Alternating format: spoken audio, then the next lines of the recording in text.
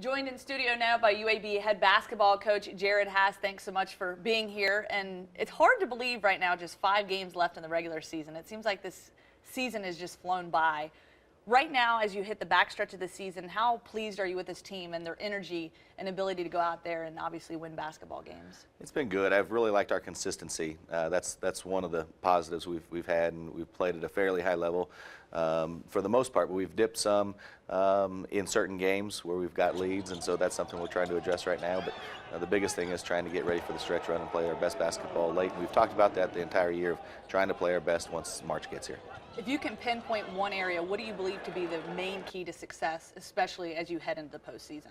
Well, there's offensively, we have been playing very unselfishly. We're right at near the top of the country in terms of assists, and then defensively, having an edge and having playing as hard as we can every single possession. And I think that's what's going to be able to take us to as far as we want to go if we can really get it done on the defensive end. Huge game coming up this Sunday against Middle Tennessee State on the road for first place in Conference USA. What is the scouting report there? What are you seeing in these guys, and what's going to be the greatest challenge? Well, since we've been in the league together, Middle's certainly had an unbelievable run of success, and they're very well coached. They play a lot of different defenses, and then when they're on their home court, they're even more difficult to play against. So we understand we're going to have to play very efficiently on the offensive end, and then on the defensive end, kind of have a tough-minded mindset when we go out there. We're going to have to be physical in our box outs and try and do a great job on the boards. But they're very good, and we'll have to play a great game to have a chance. I know you've been trying to keep the team off the focus of the record, the streaks, all those things that go into this. What's been the message to the team to kind of keep the wins and losses in the backseat and more focused on going out there and performing your best basketball? Well, that's one thing we've done the entire year, is really focus on the end of the year and trying to improve throughout the year to get to this point. And I think the guys have embraced that. So that's kind of taken some of the emphasis off the record and how we're doing at that point. But now we're getting to the end of the season. Now it is time to play our best basketball, and hopefully the things we've done up to this point will pay off. I want to break it down specifically with a couple of players. Robert Brown, your only senior on the team. He may not be a big stat guy. He may not jump out off the paper. But what is it about him as a leader on this team that has been a big impact for you guys as a unit?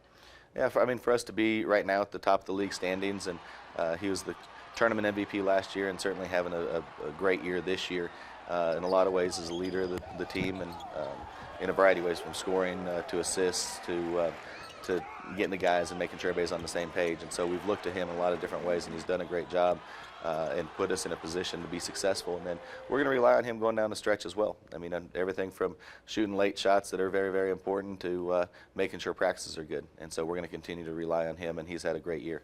Now, a stat that does jump out on paper is the block shots. William Lee having the most block shots in the nation right now. Pretty impressive. How has he been a big leader for you, especially inside the paint?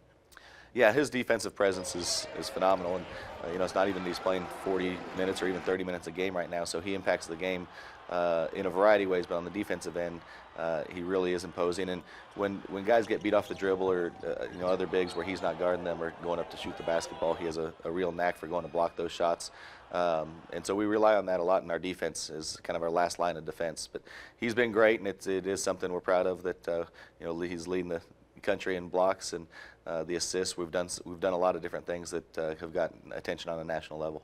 I know you guys don't want to look too far ahead, but you have another big game coming up back at home in Bartow Arena, where the streak is still alive against Marshall.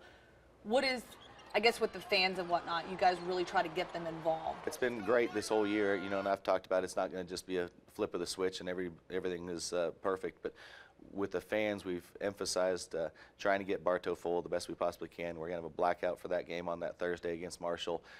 We feel like the crowds have grown every single game, and we have to do our part as a team and continue to have success and be a fun team to watch, and we're going to do what we can with that. But everything we can do to bring the fans out for that Marshall game would be fantastic. Does that include throwing your jacket into the audience again? I think that's a one-time deal. Was that scripted? It was scripted in my own mind anyway. Yeah, that's my first technical foul in 4 years, and hopefully it'll be the last for a while.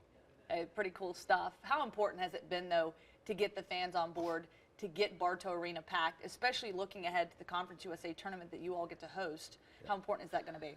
It's big to be able to get the enthusiasm at this time of year, especially. I mean, there's so many great games on TV, but to get the fans to understand there's some really good basketball in Birmingham, and every game, again, our attendance seems to grow, and hopefully the Marshall game and the Western Kentucky game next week will continue to have that trend continue, and then build into the conference tournament. And having a home court advantage in that conference tournament is a huge deal, and I'd love to have the numbers grow from last year as well.